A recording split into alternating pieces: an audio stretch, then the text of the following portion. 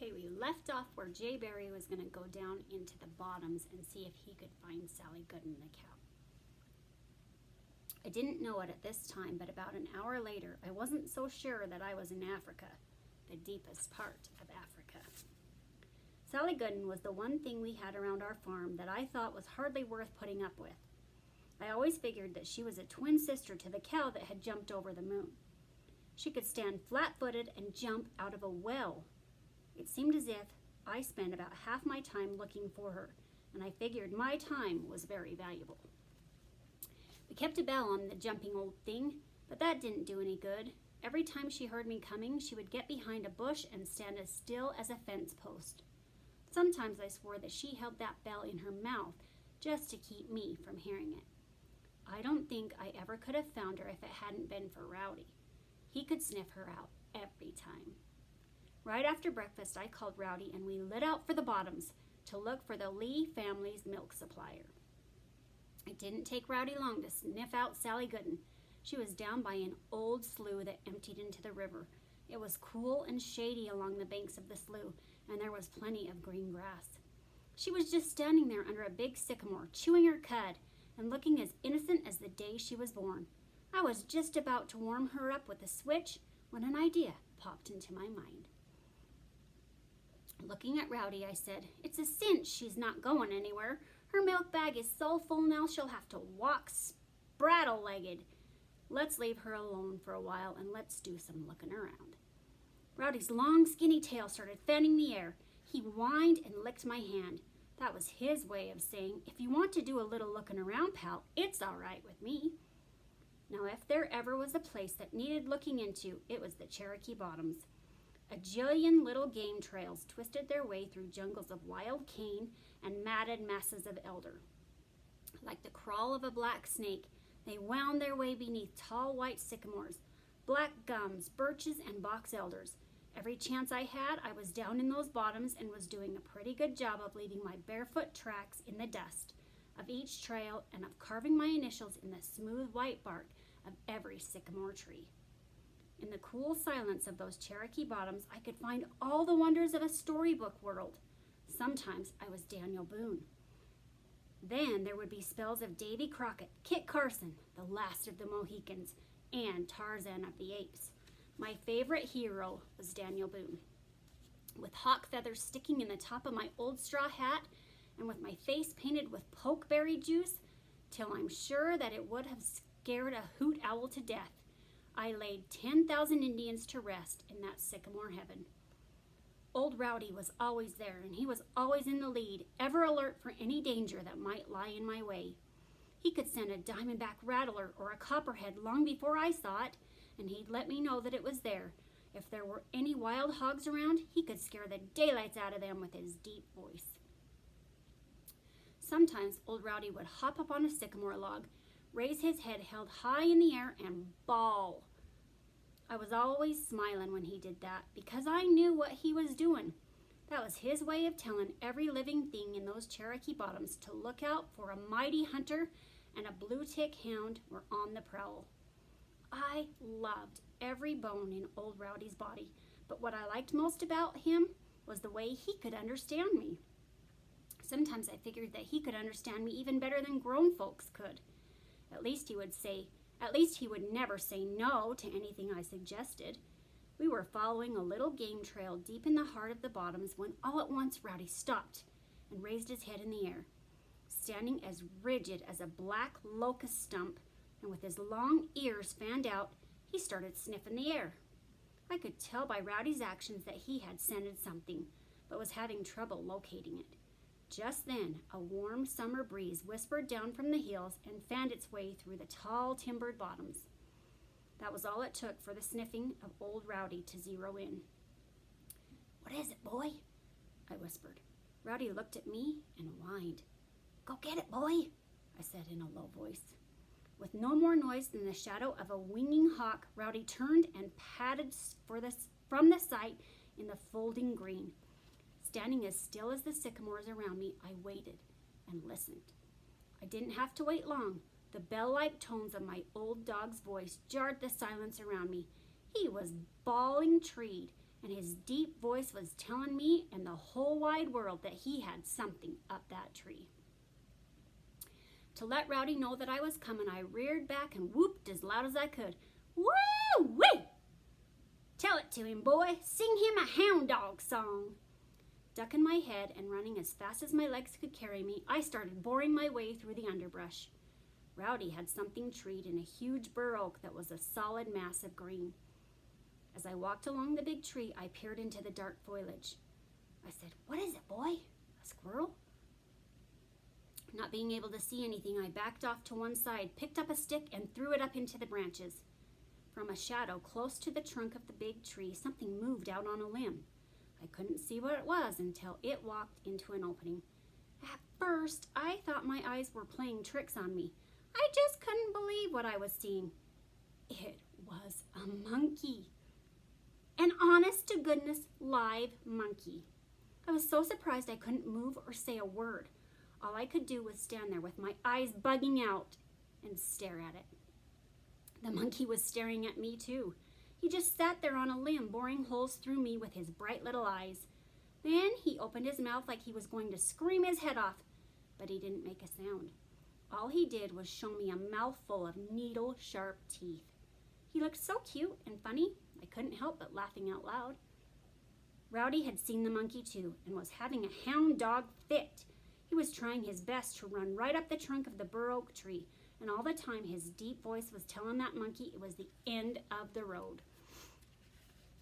I don't know whether the monkey got mad or scared. Anyhow, he reared up on his hind legs and let out a cry. All around me, the bottoms came to life with noises I had never heard before. Grunts and squeals, barks and cries, and everything else. I didn't get scared until I remembered that about the only place you could find wild monkeys was in the jungle somewhere. The very thoughts of jungles brought up visions of all kinds of man-eating things like lions, tigers, and gorillas.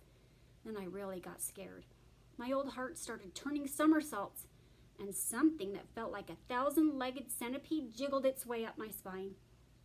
"Let's get out of here!" I yelled at Rowdy and tore out down the game trail like a scalded cat. Any second I expected something to jump out of the bushes and eat me up. Old Rowdy could usually outrun me, but it was all he could do to keep up with me. I came tearing out of the bottoms into one of our fields. At the far end, I saw Papa hitching up one of our mules to the corn planter. I headed for him, kicking up the dust. About 5 feet from Papa, I threw on the brakes and said in a loud voice, "Papa, Rowdy treed a monkey!" Papa just stood there for a few seconds looking at me. Then he smiled and said, "Jayberry, when a boy's growing up, it's all right for him to see things. I did myself, but you're getting to be pretty big now, and I think it's time you quit seeing things. Rowdy probably treed a squirrel."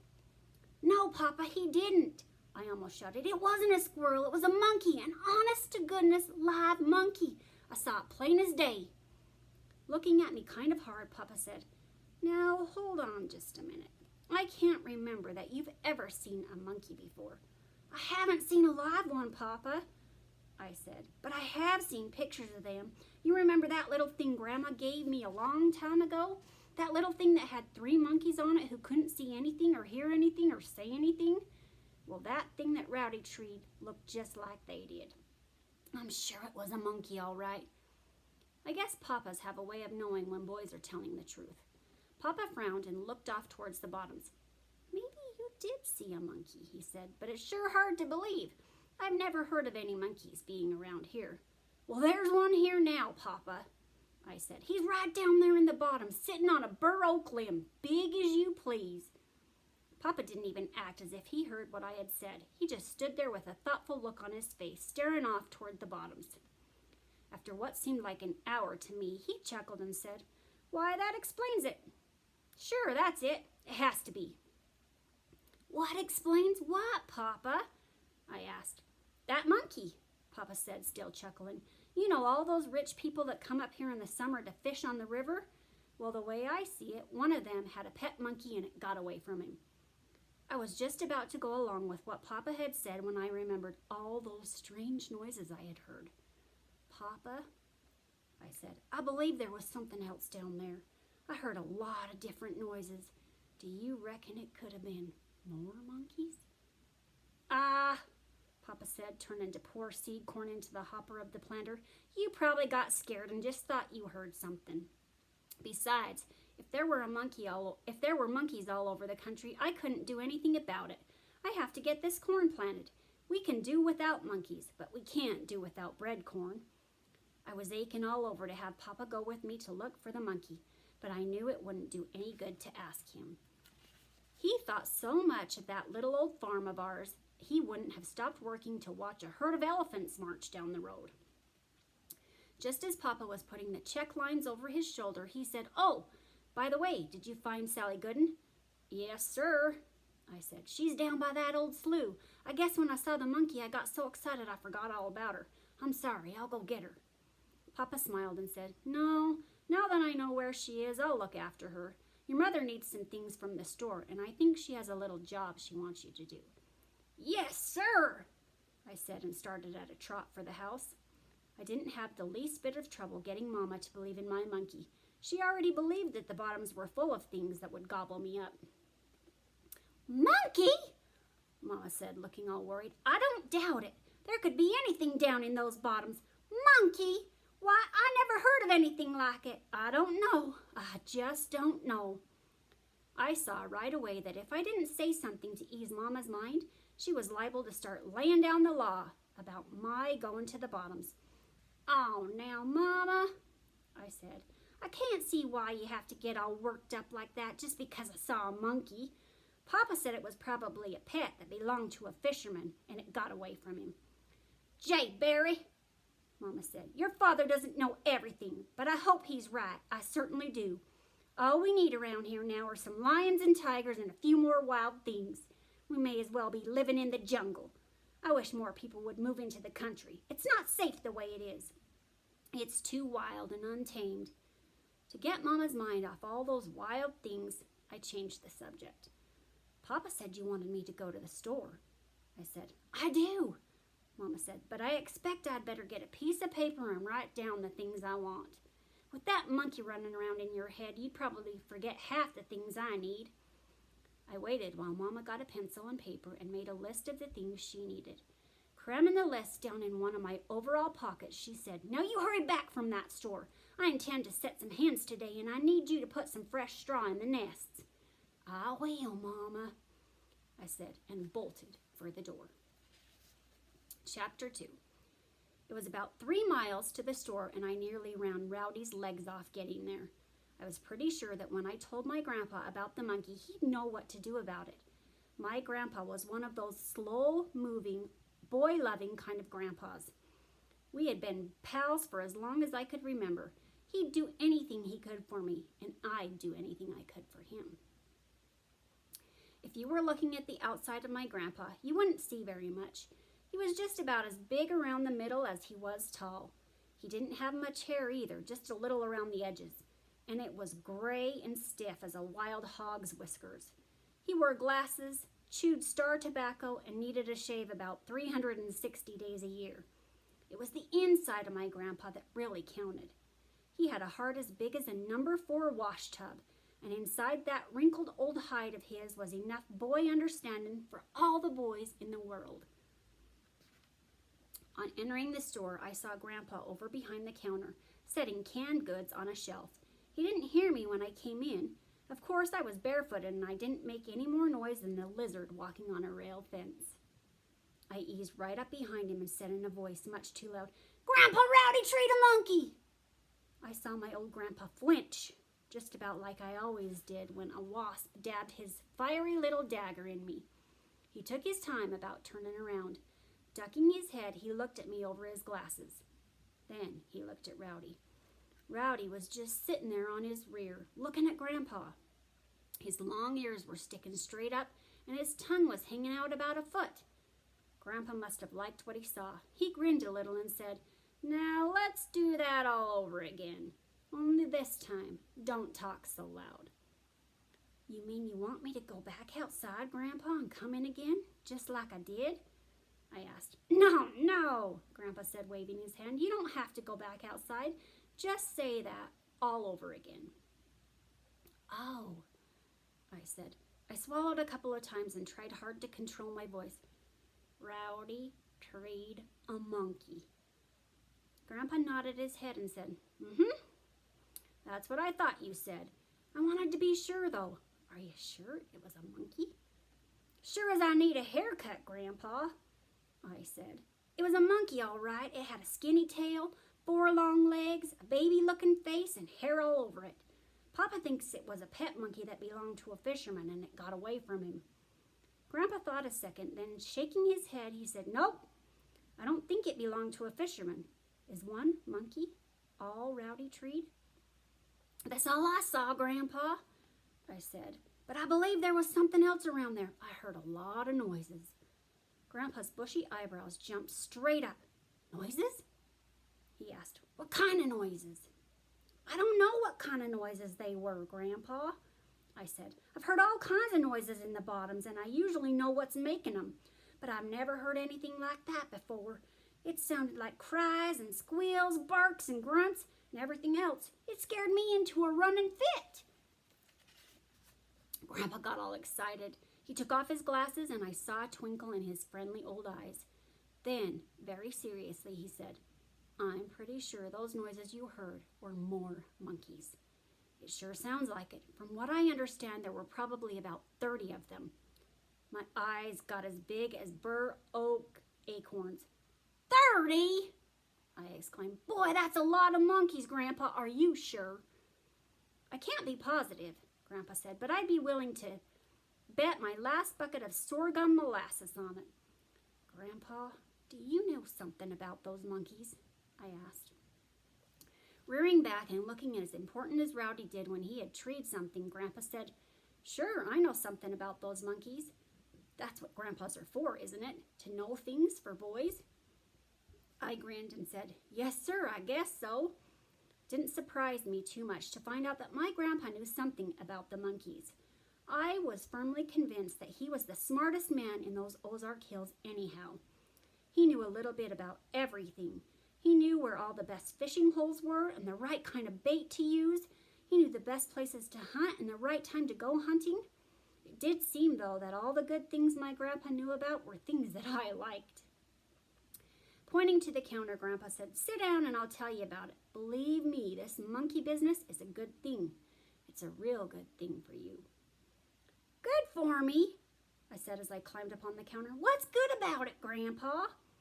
Shoving his hands in his pockets and looking down at the floor, Grandpa said, "Well, let's see now. To begin with, you've been wanting a pony and a 22, haven't you?"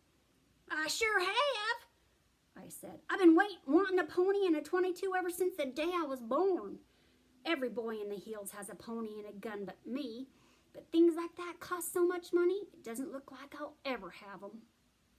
"Oh, I wouldn't say that," Grandpa said. "If things go right, you could be riding and shooting before you know it." "Oh, Grandpa," I said, feeling sorry for myself. "How am I ever going to get enough money to buy a pony and a 22? "By catching those monkeys," Grandpa said. "That's how you're going to get it. They're worth a lot of money." "You mean their skins, Grandpa?" I said. "Are monkey skins worth anything?" No, Grandpa said. "Don't even think about skinning them. No, sir.